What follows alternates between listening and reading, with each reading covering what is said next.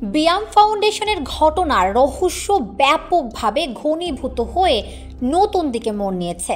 প্রথমে বলা হয়েছিল সেখানে এসি বিস্ফোরণ হয়ে একজন নিহত হয়েছেন।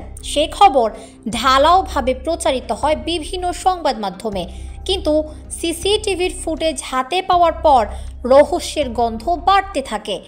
গভীর রাতে ওই ভবনে প্রবেশ করে এক যুবক, এরপরই ঘটে বিস্ফোরণের ওই ঘটনা।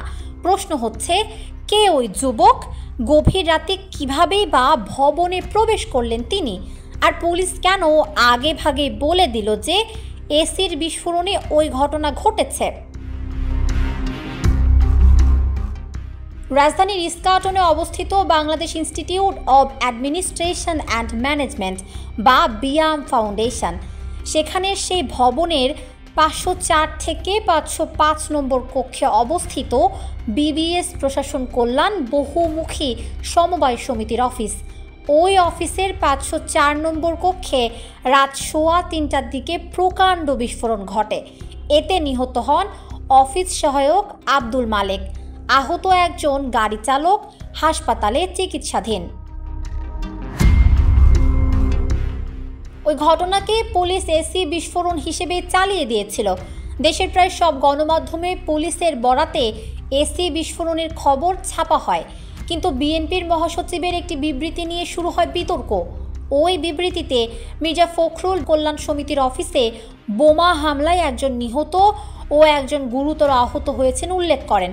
পরে সামাজিক যোগাযোগ মাধ্যমে এ নিয়ে বিতর্ক শুরু হলে দুঃখ প্রকাশ করে বিবৃতিটি প্রত্যাহার করে নেওয়া হয়।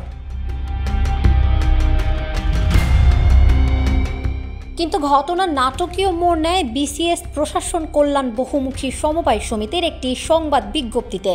ওই বিজ্ঞপ্তিতে সই করেছেন সাবেক সচিব ও সমিতির সভাপতি এবিএম আব্দুস সাত্তার। সিসিটিভির ফুটেজ বিশ্লেষণ করে ওই বিজ্ঞপ্তিতে বলা হয়েছে, রাত 2:30টার দিকে 25 থেকে 30 বছর বয়সী এক যুবক ভবনে প্রবেশ করে। ওই যুবকের মাথায় ক্যাপ, মুখে মাস্ক, পায়ে স্যান্ডেল ও মোজা এবং হাতে গ্লাভস পরা। ভবনে প্রবেশ করে সিঁড়ি দিয়ে ওই যুবক উঠে যায় 5ম তলায় এবং সেখানকার সিসিটিভি বন্ধ করে দেয়। এ ঘটনার কিছুক্ষণ পরই বিকট শব্দে বিস্ফোরণ ঘটে এবং দাউ দাউ করে আগুন জ্বলতে থাকে বলে অন্য তলার সিসিটিভি ফুটেজে ধরা পড়ে। বিস্ফোরণের পরই ওই যুবক দ্রুত সিঁড়ি দিয়ে নেমে 3য় তলার একটি কক্ষে ঢুকে পড়ে।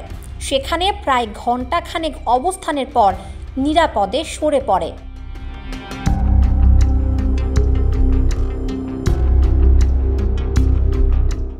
হাতে গ্লাভস, পায়ে মোজা পরার অর্থ হচ্ছে তার স্পর্শের কোনো ছাপই সে ভবনে নেই। তাহলে ওই রহস্যময় যুবক আসলে কে?